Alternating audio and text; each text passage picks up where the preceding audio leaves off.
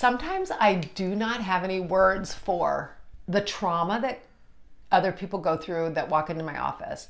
And sometimes I don't even know how they're standing, to be honest, or how they're even functioning. But here's the beautiful thing. When we walk through trauma and when we walk through pain and we look it straight in the eyes and we feel it all and we honor it and we release it, do we bring in joy? And so I had a client the other day who actually, she's just like, Kristen, I don't even know how to connect my head and my heart and my body together.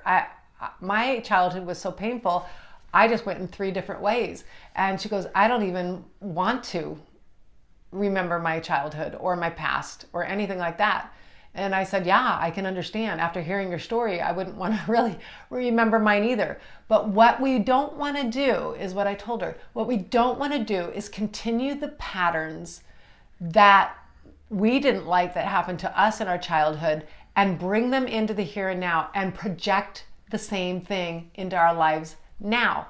And so again, how do you do that? How do you release the past and not bring it into the here and now? So for this particular client, she was like, I have been through so much therapy. I have cried and cried and cried and cried and cried. She goes, and I was just done. And I said, great. Sounds like you're on a grieving path. She goes, but that was 20 years ago.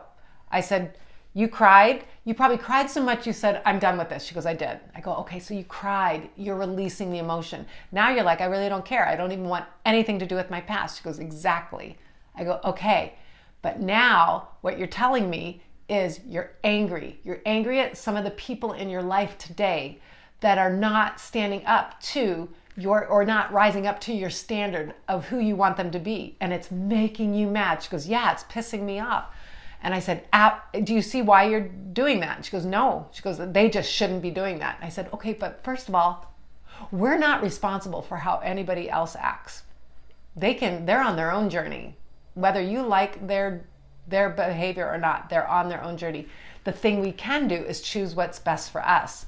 And so when we get to that place of anger, when we cannot force someone to behave the way we want them to do in order to bring us peace, in order to bring us joy. It's like we're shopping at a hardware store for bread and we cannot find the bread and it's making us so angry that we're just losing it. That's what we're trying to do when we try to force other people, places, and things to fit into our expectations of how they should be. That's their journey. What we can do is feel the anger. Boy, does that make me feel angry when I perceive that person isn't rising up to my standards of what I want them to be. Feel the feeling. Oh, gosh, this must be coming from somewhere. A lot of times it's from our past. Yeah, we're pulling the past up again. So just feel it. And then 2 to 3 minutes, release it. Call in the light, call in love, pull love up and around you. Now, what do you do about the person who is making you so angry? I told my client, send it love. She goes, I don't want to send that person love. I don't even want to look at that person. I said, you're not sending it love. God's sending the love. You're breathing in God's love for you into your heart. And then you're sending God's love out to change a situation that no longer serves you. You're breathing in compassion for yourself. Then you're sending that compassion out, seeing it circling and changing the very person, place, or thing that no longer serves you. Do you see? It's not us as humans doing that. We're asking the very essence of life. We're asking God to come in with that divine love that is available to all of us.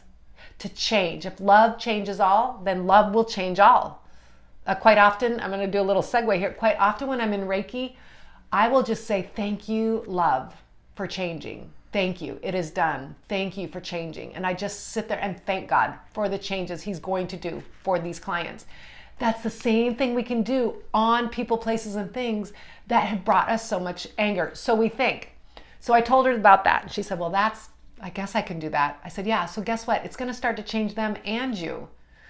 But I said, here's the cool thing. You don't need to have that person in your life, but you don't want to have that person in your life out of spite or anger. You don't want to push them away and just be so angry at them. You want to set boundaries for yourself, but you want to release the anger because it really just does get stuck in our bodies and causes us pain. So for this particular client, lower back pain all the time. I go, well, that's where your stress and your anger is going.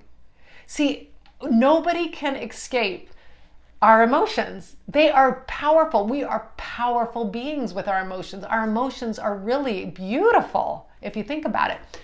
What isn't beautiful is when we won't let ourselves feel, or we shove it down and that festers in there, and that's where illness comes.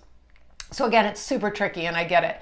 And it's going to take a lot of retraining of old beliefs and patterns and habits.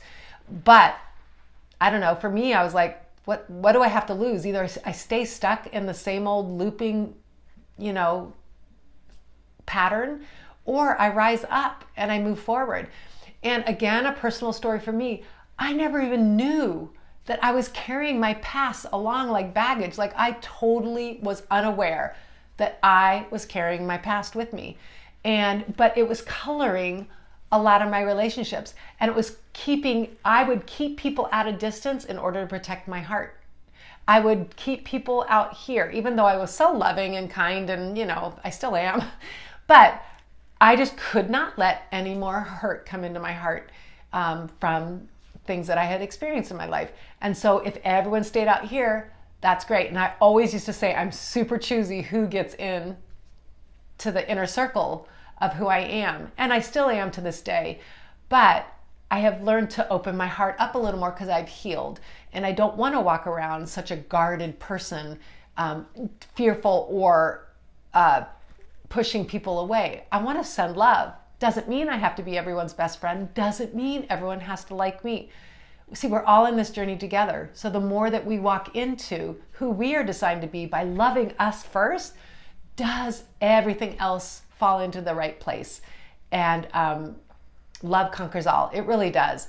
And it doesn't mean, again, that you have to be best friends with your enemy. Just send them love, release them onto their journey, let them go, figure themselves out. I've done it to many people, places, and things in my life that I just couldn't figure out why this was happening. And it doesn't matter. I just need to release them for my own growth and then call in the light, send them love, put them on their journey of healing, and start to walk in the newness that I want for my life. So I hope that encourages you to step into the wonder and mystery of life by just releasing the anger, fear, and depression, feeling it first, releasing it, calling in the light, and sending out love from your heart. Thank you, and have a great day.